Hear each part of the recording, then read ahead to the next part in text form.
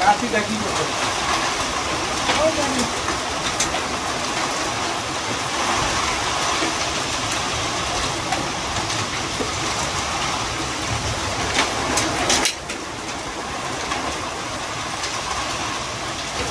শিলা বৃষ্টি হচ্ছে, এমনি বৃষ্টি দুটো একসাথে হচ্ছে গাইস। আমাদের কাঁঠাল গাছ দেখো কেমন করছে।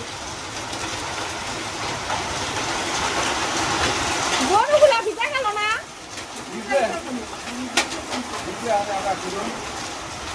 কি অবস্থা গাইস, হাওয়াও ছাড়ছে, শিলা বৃষ্টিও পড়ছে, এমনি বৃষ্টিও পড়ছে।